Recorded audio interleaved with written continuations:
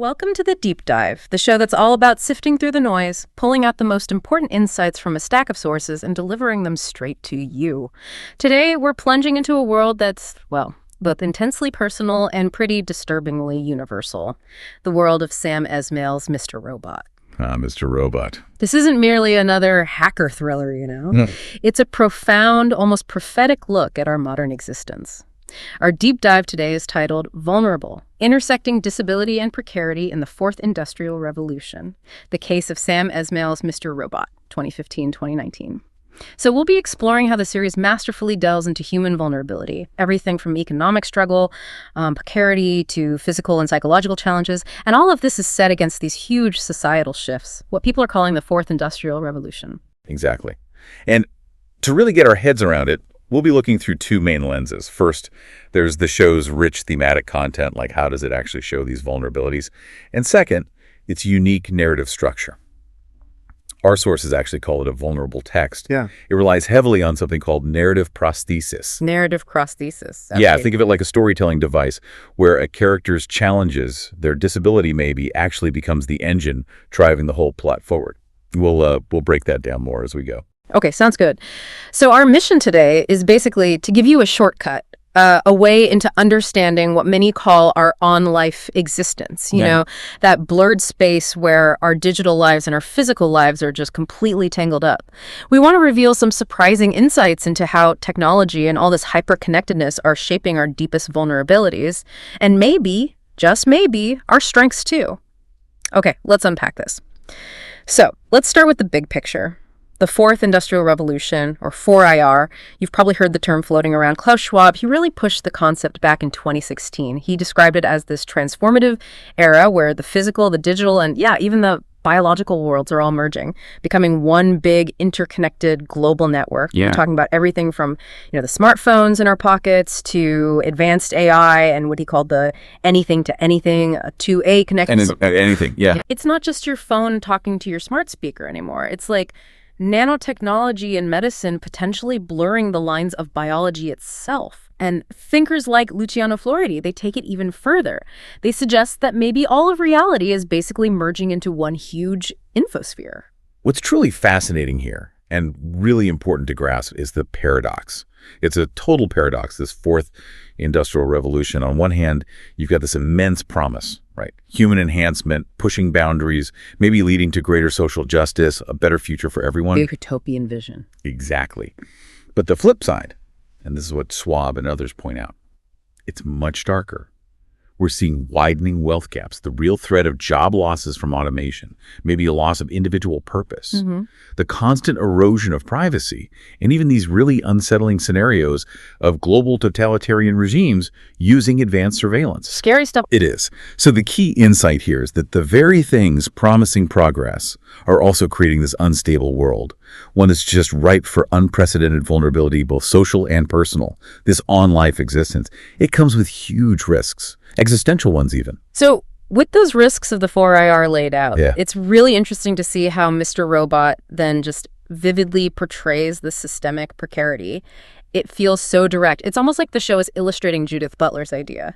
That if we can really see the precarious lives of people society ignores, the ones who supposedly don't matter, maybe that could lead to more humane politics. Exactly right. And the F Society videos in the show, they're a brilliant narrative tool for doing just that. They force you to visualize it. They show these jarring juxtapositions. Like you'll see these slick images of E-Corp CEOs, all powerful and in control. And right next to it, these undeniable visuals of global suffering, pollution, sick kids, people struggling in poverty. The whole point is making the oppressed matter to viewers who might otherwise look away. And it's worth noting, too, as our sources mentioned, F Society's actions, often helped by the Dark Army, they don't just achieve this visualization, they also, maybe kind of ironically, end up advancing China's own interests in the global economy. It's messy. It's very messy, and the show is just fantastic at using visual contrast to hammer this home. You see Corps' offices, they're sterile, open, bright, they scream order, control, and then you cut to the city, dark, chaotic, decaying. Total opposite. Or think about White Rose. Right. See, glamorous, impeccable, surrounded by luxury. Right. compared to the hooded dark army tech guys maybe just eating a burger in some grimy underground spot. And even within E-Corp, there's that stark vertical hierarchy. The higher up you are, the better everything looks, which is the total visual opposite of the non-corporate folks. The drug users, the criminals, people stuck in prisons or mental institutions, often shown literally at street level or even below ground. And if we connect this to the bigger picture, Mr. Robot really shows us that this pervasive precarity, whether it's about debt or environmental damage, labor exploitation, health, housing, surveillance, even just not knowing how to use computers, it all just gets absorbed by the system, like a calculated risk. Wow, calculated risk. Yeah, it's just part of the cost of doing business in this hyper-connected 4IR world. What's so chilling about that is it implies the system knows these harms exist, but basically decides they're acceptable, tolerable for the system to keep running. And what makes it all hit even harder and feels so personal for us watching is Elliot's unique perspective, that internal monologue, right? The voice only you hear, and how he talks to his friend, which is often us, the audience, or maybe it's just in his head. Yeah, that ambiguity is key. It totally blurs the line between reality and, well, virtuality.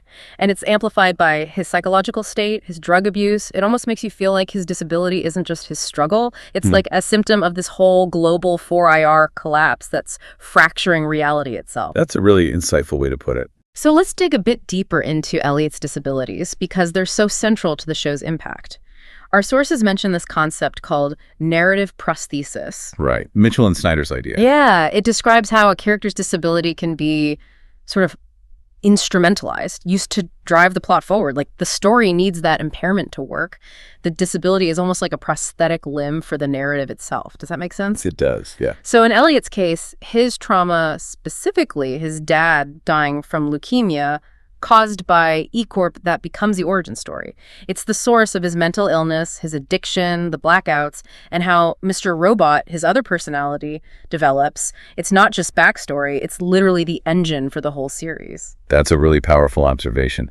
And, it raises an important question. What happens when Elliot's issues, the dissociative identity disorder, the severe social phobias, the addiction, the physical toll we see, the injuries, what happens when they aren't just metaphors or plot devices? Right. The series seems to depict them as a literal on-life embodiment, where disability almost becomes the norm because of this fusion of the biological, the technological, the virtual in his life.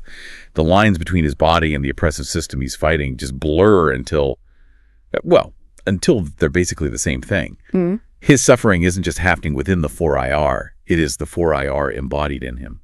And the show definitely plays with how ambiguous disability is in this fourth industrial revolution context. I mean, Mr. Robot clearly embodies Elliot's impairment, right? He's a coping mechanism, a fractured part of Elliot's mind. But he's also presented as this kind of comic book cyber hero for the infosphere. He fights online villains, takes down huge corporations. So disability here isn't just something to pity, it's also a path to empowerment. It blurs those lines between vulnerability and strength, between being sympathetic and being formidable. That tension is fascinating. And this blurred line is also exactly how the show pulls you, the viewer, in so effectively.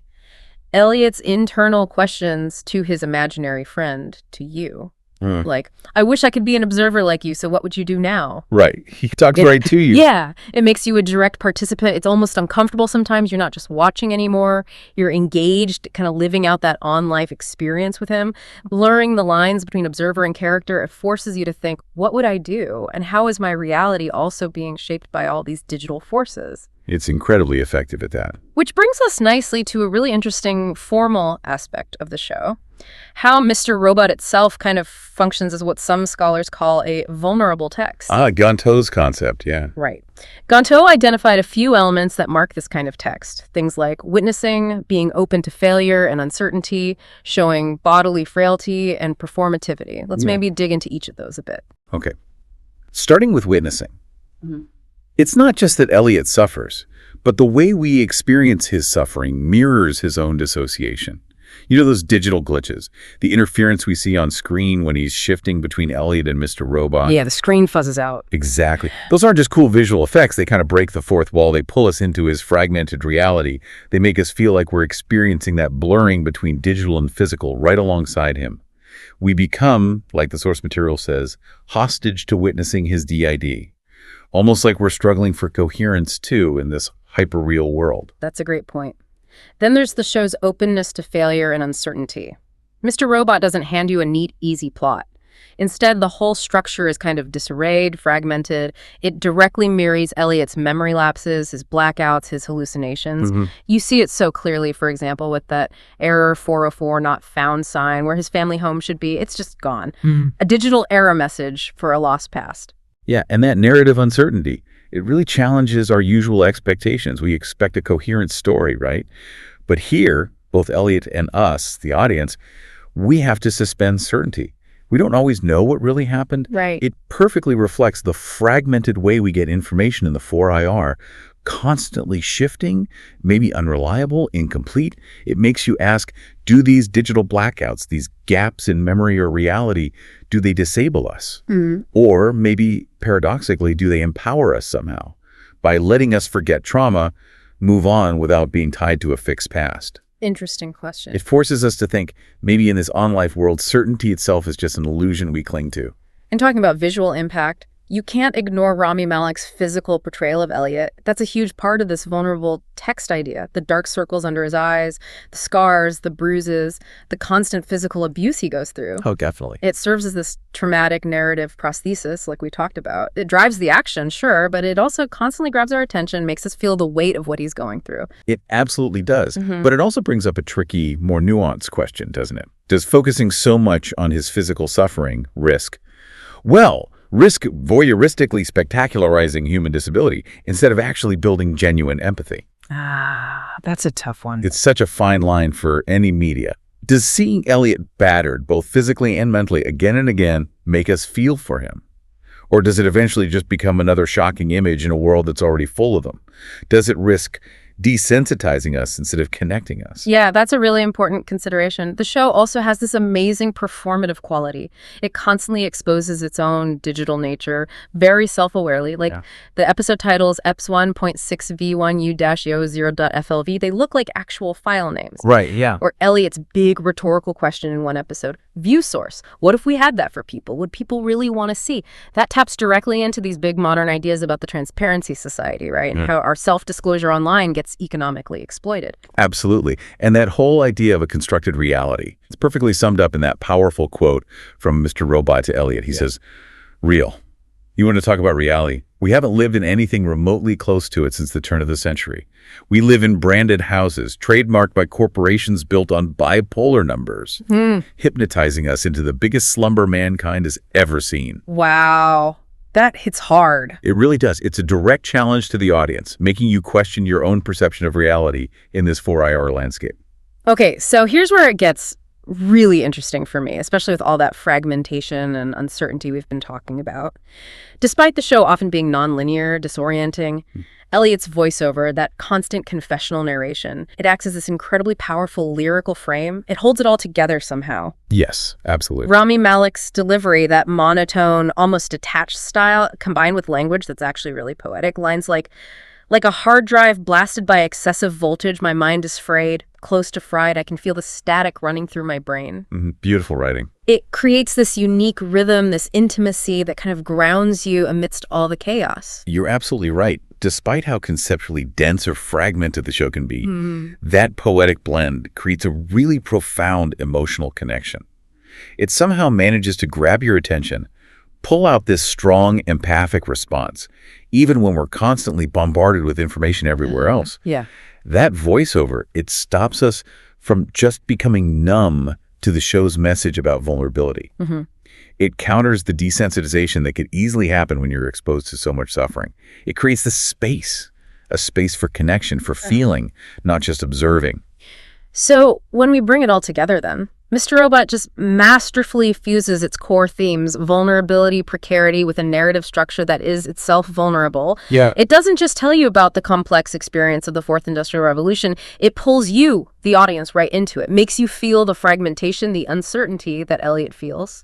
And it leaves us thinking about that double-edged sword of visualizing vulnerability. On one hand, showing this suffering, making it visible, that gives it the materiality needed to demand an empathic response.